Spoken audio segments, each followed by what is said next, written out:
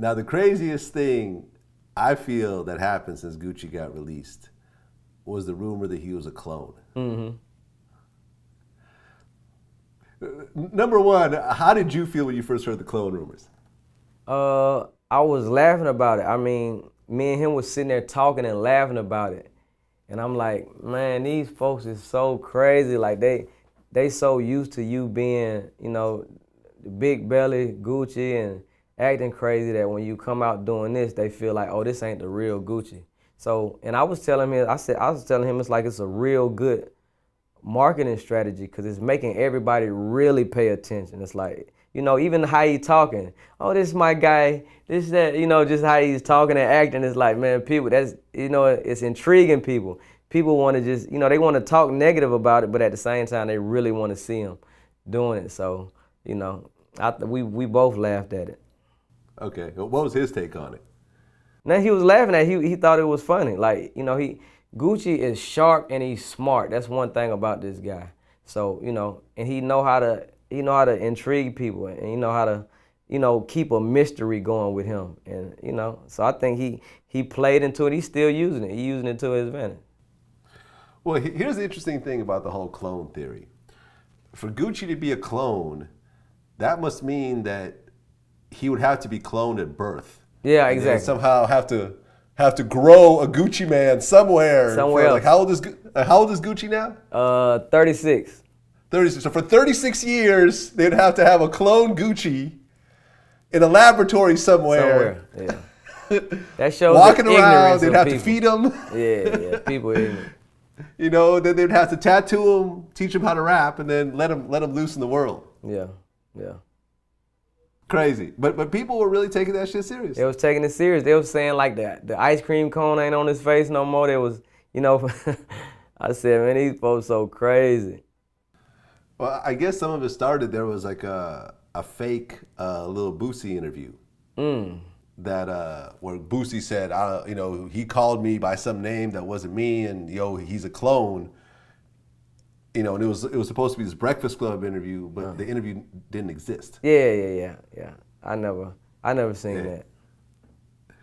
So one of the things that we've talked about before on the show, you know, and Charlamagne actually kind of coined this phrase, is that Gucci Man is the boogeyman of hip hop. He is the boogeyman. And instead of boo, he says burr. And when he says burr, everybody jumps. I agree with him. Like, you know, I think that's what makes Gucci Man so special. Cause you got a lot of rappers that's talking about, you know, this and that and what they'll do and what type of person they are. But Gucci is that guy that when you see him or be around him, his aura says that he is that guy. So, you know, he is like the boogeyman, or it's certain things you can't say around him, or you can't, you know, be a certain way with this guy, or he gonna put it in check and it's gonna make you feel like, man, did he just do that or he just say that? So, you know, and he's an intimidating guy, so. Yeah, because he's what, like 6'4" or something like that? Yeah. And it's not just his height, and it's not just his size, it's his aura. If you be around him, you can just feel it. I remember, I think it was, I interviewed French Montana a long time ago, and you know, French used to roll around with Gucci and Brick Squad. I remember one time we playing dice, and I guess this dude had brought somebody, so I guess Gucci cracked him for like 100 racks. For 100,000? 100,000, yeah, we got dice games for more than that. He cracked him for like 100,000, so I guess dude that brung him went to Gucci, and he said, yo, I brung him, piece me off. Gucci just went the fuck off on him. Oh, he wanted a piece because Gucci wanted some money off of him. He just went off on him. I had to walk out the room. That shit was crazy. That shit was a movie. Nah, that's the guy, you know, you can't do that with him. Not Gucci. Yeah. Yeah, Gucci, I heard, just went off and said, oh, if I would have lost, you know, you would have kicked in for some of that. Yeah, French said it got so bad he had to leave the room. He had to leave the room. Yeah, that's what Gucci will make you do. You had to leave. I done been in rooms where Gucci will say something and the whole room just get quiet like, did he just say that? But ain't nobody gonna say nothing. Ain't nobody gonna say nothing. They just gonna sit there and be quiet. What do you think is the craziest story that you've actually witnessed Gucci do? I can't really say any just crazy stories. I'm pretty sure the craziest stories than been, you know, when I'm not around. But just me being in the studio with him being around other rap stars and or other big people or big producers, just the way he talks, you know, sometimes to him or some of the comments he make, it almost mind blowing. It's like I feel sorry, like, dang, how did he just say that to these folks or do that, you know? But you know, I guess it's a certain type of respect, or they look at him as a boogeyman, because don't nobody never, you know, question it or say like, hey man, you can't talk to me like that or nothing like that. So you've never seen anyone stand up to Gucci? No, I never really seen nobody stand up to him. Like, I stand up to him because it's my boy. Like, if we got an argument, I'm gonna argue right back hard with him, and you know, and that's just what it's gonna be.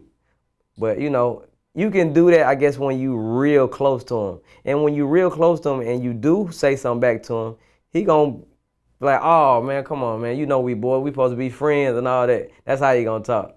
So what's an example of an argument you and Gucci had? An argument me and Gucci had, I remember, and it was something small, but he was just saying how much better he was than a friend of mine that was there. And you can tell it's kind of hurting my buddy feelings a little bit. So I'm like, hey, Gucci, you ain't finna talk. You can't talk to him like that, man. It's my bro right here. You know what I mean? And so he like almost walked out the house, like, cause we kind of got into it about, like, bro, don't talk to him like that. Don't do him like that. You know what I mean? So Gucci walked out, and then I remember him going to the car, like right outside the house, and say, dang, I thought we supposed to be boys. We gonna treat our friendship like that. So it just made me be like, man, you so funny and crazy. You know what I mean? So, you know, but we never had no real big arguments, like, you know, nothing for real. Okay. So it never got physical? No, never that. I wouldn't want to get physical with a guy like that. Right. You know, like the one thing, and you know, Gucci kind of talked about this on All My Children, was the A&R skills that Gucci has is through the roof. It is. I mean, let's talk about all the artists that Gucci put on. So, I mean, Young Thug. Thug. I mean, you could say Nicki Minaj. Yeah, Nicki Minaj. French Montana. French Montana. Young Scooter. Scooter. You know, Scooter. Scooter was, I say Gucci and Future. Okay. Because he was walking with Future a lot too, and Future. Yeah, because he's a Black Migo. Yeah. Okay. Mm-hmm. Would you say Future or not really? I really wouldn't say Future. Future, you know, it was good that they did a project together, but Future was like, he was making his noise already. Yeah. Waka Flocka. Oh yes, definitely Waka. OJ the Juice Man. OJ the Juice Man. Yeah. Who am I forgetting? Migos. He helped Migos a lot. Migos. Yeah. That's a big one right there. Yeah, that's a big one. Yeah. Okay. Mm-hmm. Who else?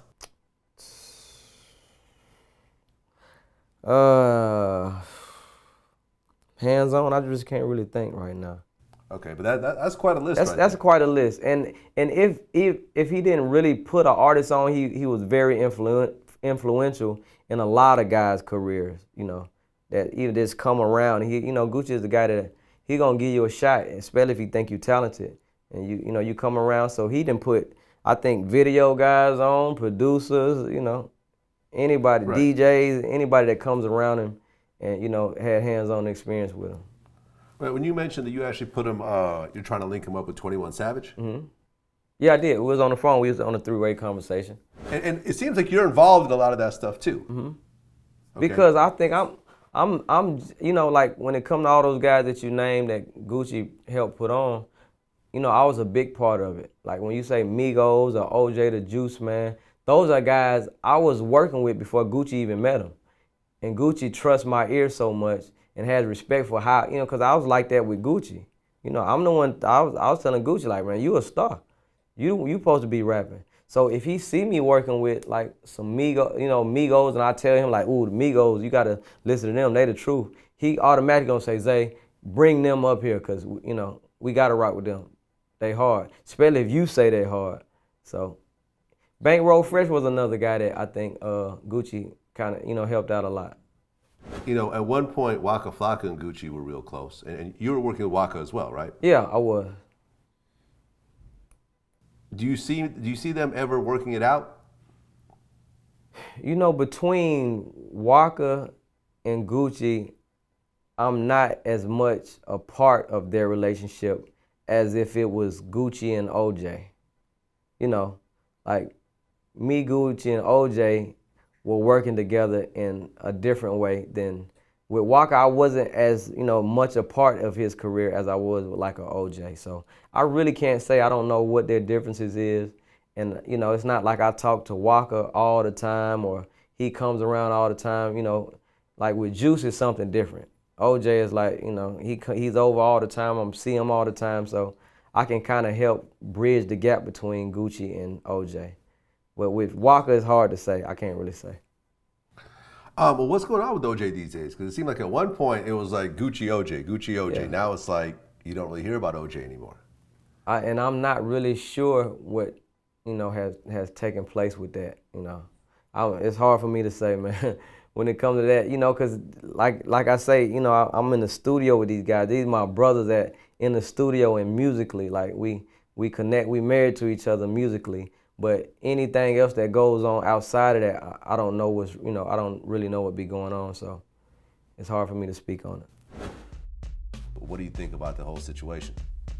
Man, my point of view, man, I really feel like they tried to paint a bad picture on my brother and try to make him look like he was a hater. It was some envy, jealousy type shit, you know what I'm saying? And actuality, you know what I'm saying? Bro been having this shit, man. He been in the condo. I got my hat on and I had my Coke bottles up under my hat. And I'm sitting at the dinner table like an asshole with the hat on, knowing she gonna tell me to take it off. And I'm just sitting there just gulping down, you know, in my zone. She said, take that goddamn hat off at the dinner table. I'm like, come on, Mom. Coke everywhere.